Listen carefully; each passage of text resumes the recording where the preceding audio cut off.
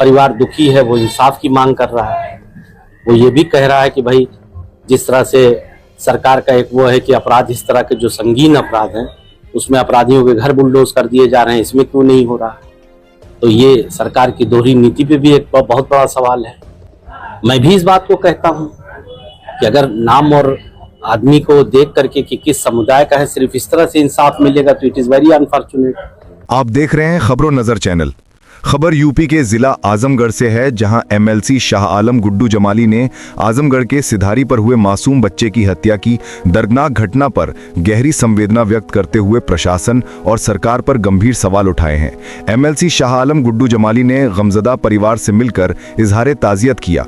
उन्होंने कहा कि पीड़ित परिवार के साथ बहुत जुल्म हुआ है और हर कोई जानता है कि वो किस तकलीफ से गुजर रहा है।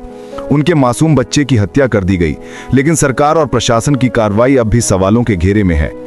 एमएलसी शाह आलम गुड्डू जमाली ने कहा कि आप सब जानते हैं कि इस परिवार के साथ अन्याय हुआ है, एक मासूम की हत्या कर दी गई। पुलिस ने गिरफ्तारियां तो की हैं, पर जो मुख्य सवाल है उन अपराधियों के घर क्यों नहीं तोड़े गए?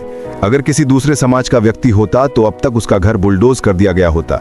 एमएलसी शाह आलम गुड्डू जमाली ने कहा कि अपराध की सजा अपराधी को मिलनी चाहिए, ना कि ये देखा जाए कि वो किस समाज या वर्ग से है। उन्होंने ये भी कहा कि आज इंसाफ का पैमाना अगर नाम और धर्म देखकर तय किया जाएगा तो ये न्याय व्यवस्था के लिए बहुत खतरनाक संकेत है। गुड्डू जमाली ने आगे कहा, प्रशासन और शासन का काम है कि वे निष्पक्ष रूप से कार्रवाई करें। हम जनप्रतिनिधि हैं, इसलिए हमारी जिम्मेदारी है कि जो गलत हो रहा है उसके खिलाफ आवाज उठाएं। हमारे दल ने भी इस मुद्दे पर जिलाधिकारी से मुलाकात की है और पीड़ित परिवार को न्याय दिलाने की मांग की है। उन्होंने सरकार से मांग की कि इस संगीन अपराध की न्यायिक जांच कराई जाए ताकि सच्चाई सामने आए और दोषियों को कड़ी से कड़ी सजा मिल सके। स्थानीय लोगों ने भी एमएलसी शाह आलम गुड्डू जमाली के इस बयान का समर्थन करते हुए कहा कि प्रशासन को पक्षपात से ऊपर उठकर न्याय सुनिश्चित करना चाहिए। देखिए, सही बात यह कि उस परिवार के साथ तो बहुत ही जुल्म हुआ है और वो आप सब लोग जानते हैं कि किस तकलीफ से वो गुजर रहे हैं। उनकी मासूम बच्चे की हत्या कर दी गई है और ये भी बताया जा रहा है कि कुछ उसकी हत्या बलि के मामले में या जो भी रहा हो, परिवार दुखी है, वो इंसाफ की मांग कर रहा है।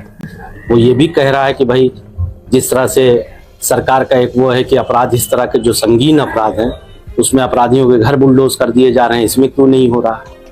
तो ये सरकार की दोहरी नीति पे भी एक बहुत बड़ा सवाल है।